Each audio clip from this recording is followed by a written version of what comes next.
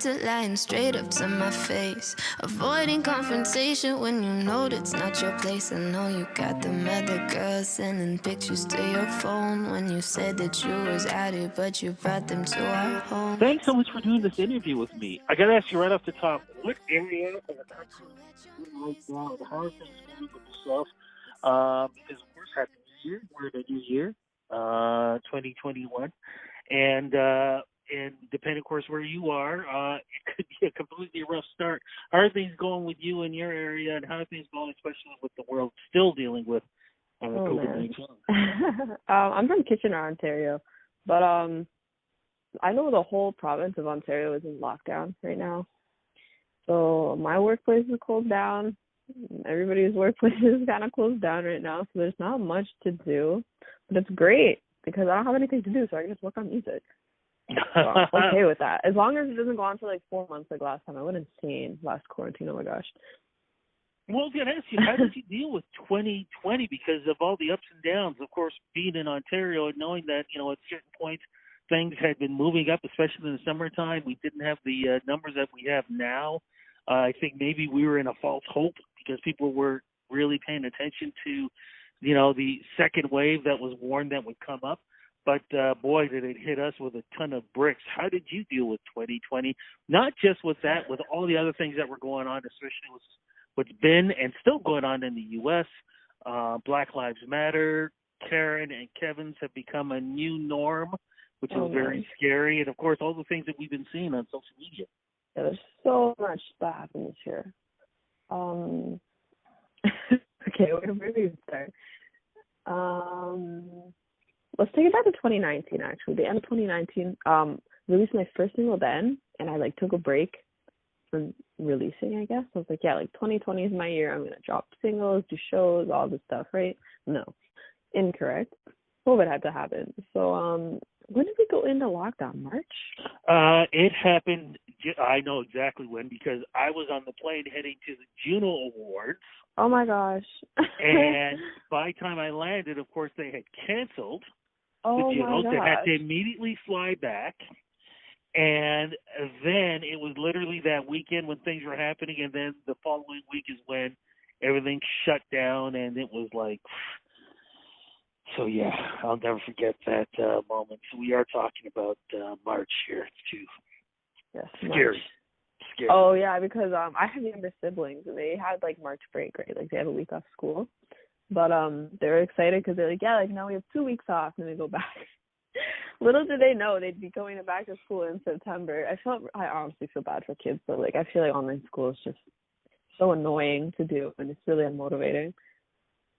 Yeah, I could not imagine doing that now of course, I'm a hell of a lot older than you, though. But did you find that writing your music was changing in any way? Because you had different stories to tell this time, definitely.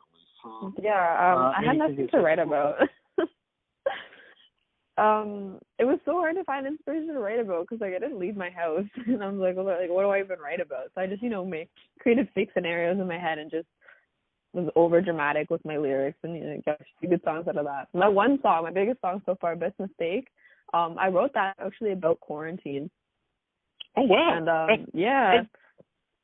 And just curious, what you said about quarantine, but how big mistake, quarantine, how does that work? See, that's the basically I wrote it about still being able to find somebody to connect to during quarantine when you're literally just stuck at home doing nothing. And the verses are kind of about this sucks, I'm depressed in quarantine, what the heck am I doing with my life? And then the chorus is I found you though, so it's okay. And then the other verse is social media is toxic, blah blah blah, and it's it's okay, I found you though. And it's a cute song. Oh, that's great, especially what you just said about social media, because, oh, my goodness, the way things are going with social media was insane. But, we talked a little bit about what's been going with 2020, but let's talk a little bit about yourself, though, and a love of music, and where did that all begin for you? It started when I was really little. My mom said I sang the ABCs, really well compared to all the other kids. She's like, let's, put her in a singing lessons and see where it goes. And then, I did piano and like guitar and vocals for like 10, 12 years, I think. And then after that, I just kind of like started doing gigs and stuff myself. And then last year, the year before, I think it was 2019 was the first time I actually like recorded something. And yeah, that's where it all started. What kind of stories do you like to tell through your music? Sorry, you just kind of cut out there. Sorry about that. What kind That's of all good. stories do you like to tell through your music? I like to tell all the stories of my music. I like to talk about relationship problems. I like to talk about toxic relationships. I like to talk about being a toxic person in a relationship. I don't know, whatever I can like get a song out of, I guess. I feel like there's so many different perspectives and like points of views in all these scenarios. So, like each one deserves a song. We all deserve a song. We all deserve a song. Couldn't agree more. Definitely. Well, let's jump into this new single, though. Tell us the name of it and the meaning behind it, because the name of it can mean so many different things, but like I said, you do have a story behind this new single. Yes. So Red Flag is about I witnessed this situation happen to somebody I know, and basically like the girl's like boyfriend was like cheating on her. She's like, oh, like I love him, blah blah blah blah blah. Like, you know, like loyalty is kind of important in a relationship, in my opinion. Maybe it's like not for everybody, but yeah. So I just wrote a song about like not needing a man, and like that's okay that you don't have anybody. Like you're okay on your own, you know, like it's okay. That was kind of like the message I wanted to get out behind it. But then the song like tells a story of like this relationship and how like the girl is ignoring all these like signs, all these like red flags, basically. She's like, oh, like, it's okay, I love him. Like he wouldn't actually do that to me, basically, stuff like that. There was a reason I felt uneasy. All these reflects I didn't believe it. You said you loved me but didn't mean it. I put my trust in you, guess I tested my luck with you. Even though this is written on the perspective of a woman, guys can still relate to this, can't they? 100%. Well, it's important because sometimes I feel like we get the short end of it. It's like, no, not all of us are that bad, though. No, I agree. There's definitely a double standard when it comes to that stuff there. Where, you know, it's like always a guy cheating. That is not true. There you go. Thank you for that. You also have a music video. Describe this, please. Yes. So the music video, it's about like these two young, not like teens, young adults, I guess you could say. And they're going through with this relationship. They're basically the characters like of the song. And I play the girl, my boyfriend actually plays the guy, and we're the only two in the music video, yeah. But yeah, basically it's just we're just kind of going through like the motions. We have like flashbacks of when our relationship was good, and then like in reality, like, am I allowed to swear on here? Yeah, of course. Okay, so like in reality, our relationship's like shit. He's treating me like shit, all this stuff. But at the end of it, the girl finally realizes, like, even the lyrics switch up, and basically she just like comes to the conclusion. She's like, I don't need you. You're treating me not the way I want to be treated. I'm gonna leave, and then she leaves.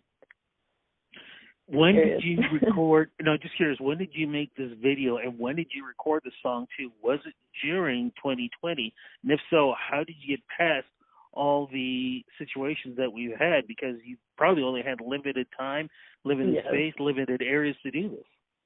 I recorded the song, I'm gonna say like in like the summertime, so it wasn't like super strict. Like we didn't have like the curfew or anything. You could like go out to eat and stuff. Right. I remember you still had to like wear a mask, but everything was like open back up.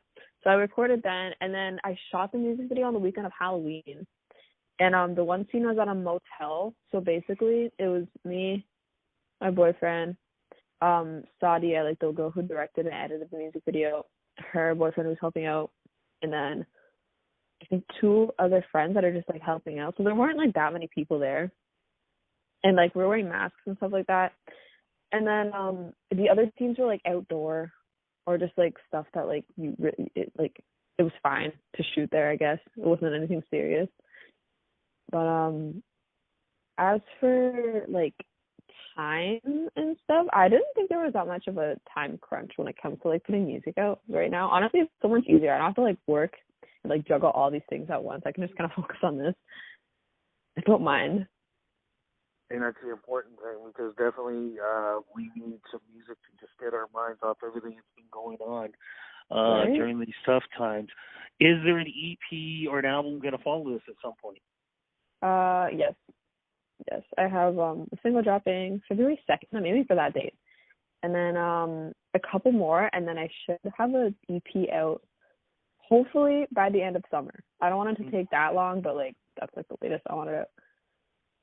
Well, you know what? Better to be safe than sorry. So it's probably a good idea to do it the way you're doing it.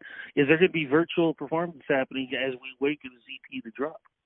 Yes, I hope so. Anyways, I've had a couple, but like they just keep getting canceled or postponed. I did a performance with Waveland, and we basically just sang like covers for the senior homes that were like in this Zoom call. And that was so much fun.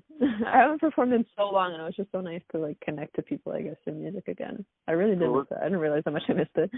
Well, let's cross fingers there's going to be more of that happening too. Social media is the place to go. Where do we go to follow you? You can go follow me on Instagram. It's just ley.vara, so ley.vara. What other socials do I have? I have Twitter. It's just ley_vara, because you can't use the dots on that app apparently. And then And sorry, I was going to say, isn't that a great thing that what you just said? You said, I'm on Twitter. Boy, it's nice to be on Twitter and not be canceled, huh? Yeah. Oh my gosh, cancel culture, don't even get me started. Do not even get me started. I want to light the match on that one, but oh I'm gonna my let gosh. I'm going to let you continue. What other social media do you use?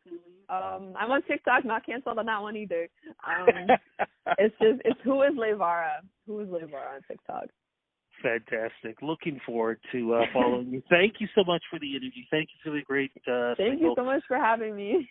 I'm looking forward to everything you're going to be doing throughout the next couple of months leading up to the summer, and then after that too. But again, thank you for the interview. Please be safe. And when the EP is out, we'll definitely talk again soon. Yeah, for sure. Thank you so much for having me.